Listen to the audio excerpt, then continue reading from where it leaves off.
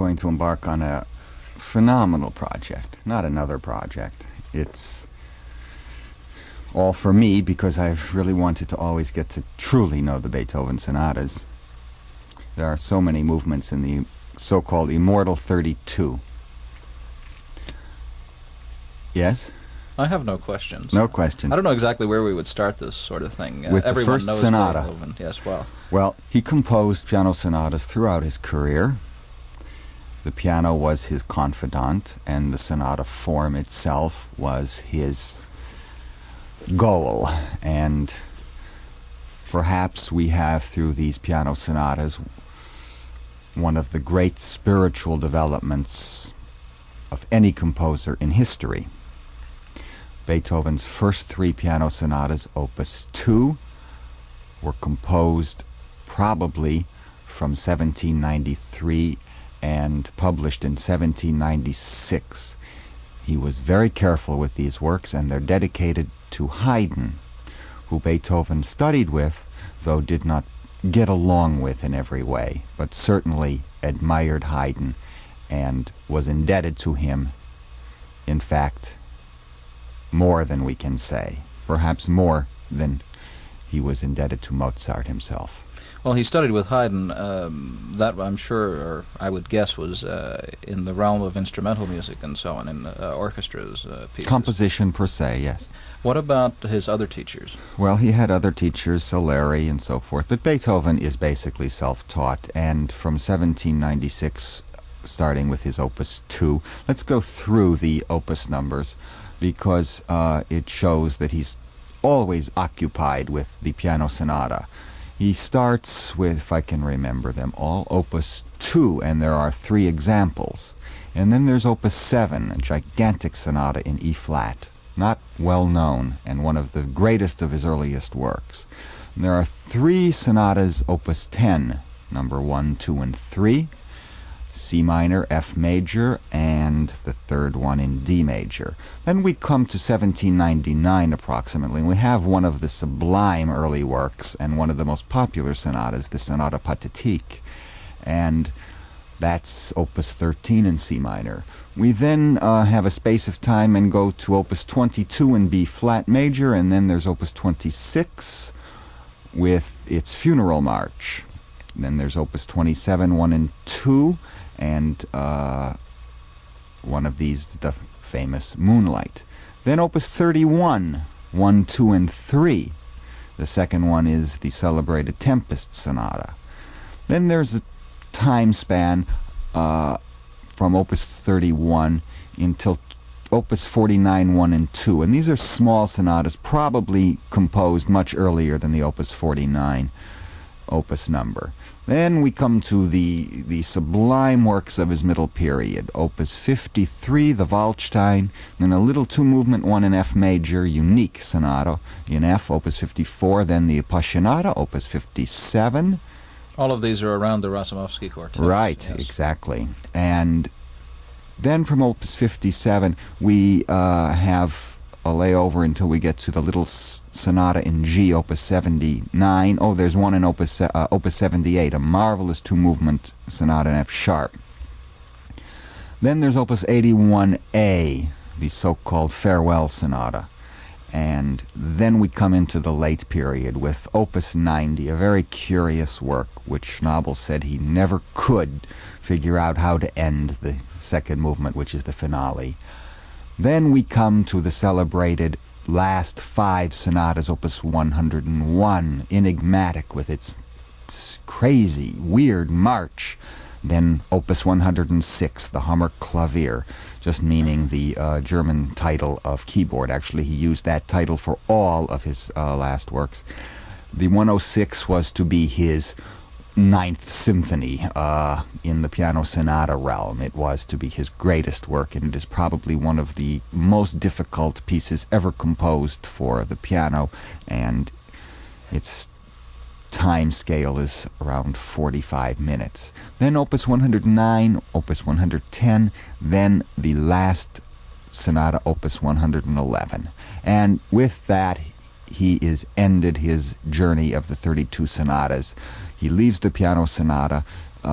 He's not at all interested in the piano again until the Opus 120, the Diabelli Variations, and his last works for piano, coinciding with his great cycle of late string quartets, are those tiny but perfect little specimens called bagatelles.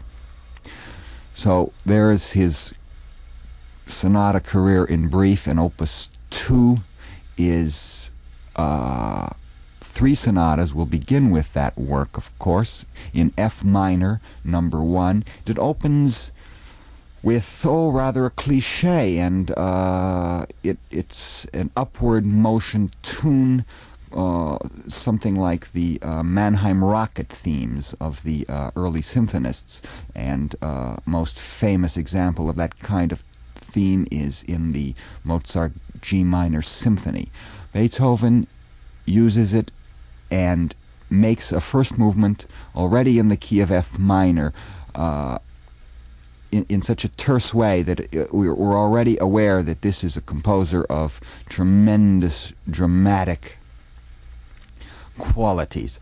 The F minor sonata is already a work that you know is 19th century in concept. It's even though composed in 1796, you can't see Beethoven with a wig, so to speak, as you can Haydn. Let's begin this tremendous cavalcade of recordings you've brought in here with the late Wilhelm Backhaus, who all his life concentrated very much on Beethoven's music.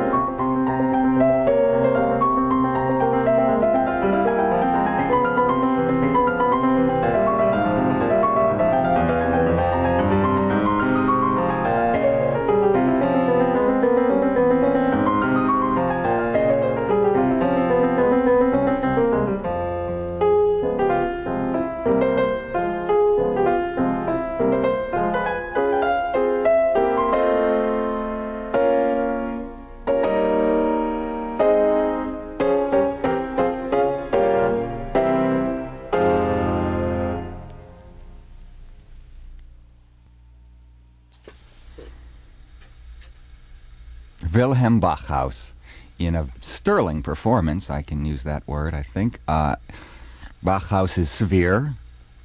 One can hear all of the compositional development of the work very, very carefully proclaimed. It's not to my taste. And yet, Backhaus has something to say, as anyone who plays Beethoven is certainly out to say something, because the music says something. As Schnabel said, it's music that is greater than any performer can play it. And that was the first movement, and in this cycle we'll be going through all of the movements of the sonatas in comparative performances. The next artist is the late Walter Gieseking.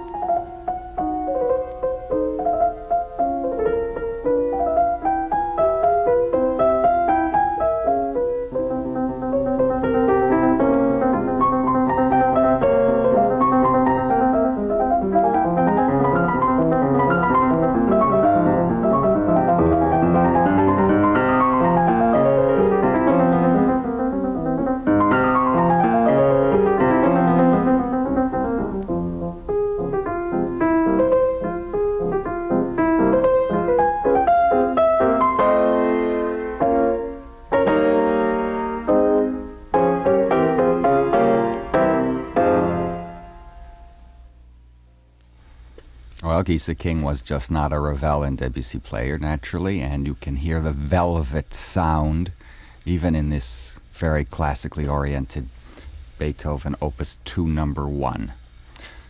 Tell the audience what performances we have coming up in this long-range project that will take 3 years. Apparently it will. The ones I'm looking at, let's see, we have Gieseking for the early sonatas, then we have Paul Badura-Skoda, Jörg Demus, and a gentleman named Riefling. Yes, Robert. Then Bruce Hungerford, Daniel Barenboim, Claudio Arrau, Schnabel, Kempf. Mm-hmm. Peter Frank is coming tomorrow. There'll be some Horowitz, I think. He's coming here? I mean, the discs are coming.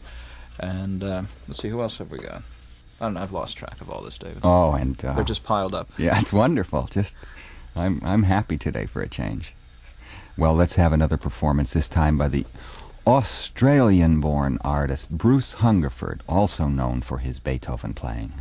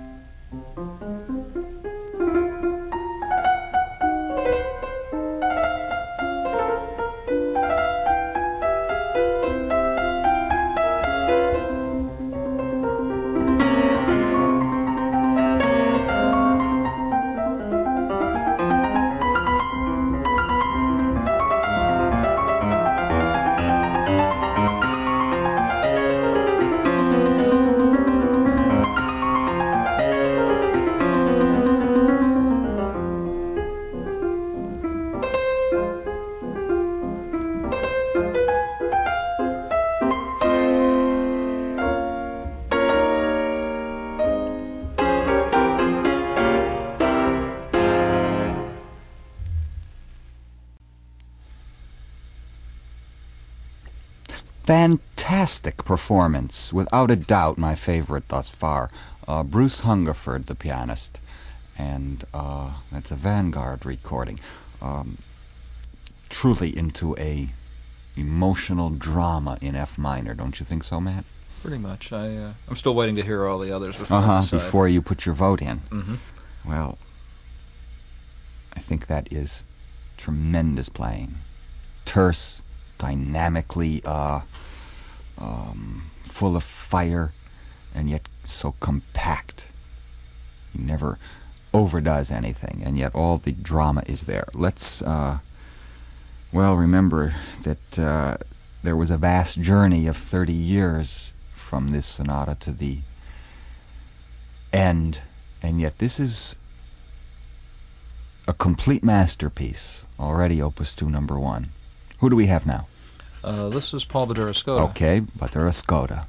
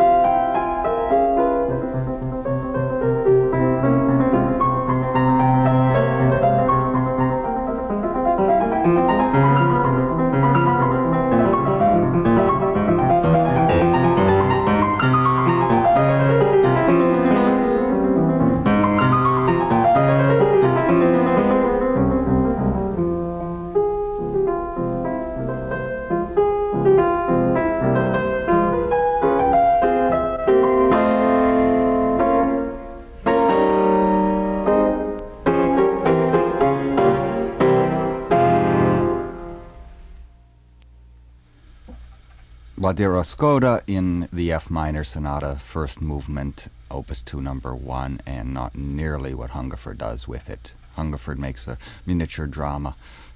Badura-Skoda is not exactly sure of his concept. Remember that everything I say is just merely my humble opinion, Matt. I know you're a great admirer of Badura-Skoda. Now let's hear Artur Schnabel, probably the most famous interpreter of Beethoven since Hans van Bülow. Who was Hans van Bülow? A 19th century interpreter of Beethoven.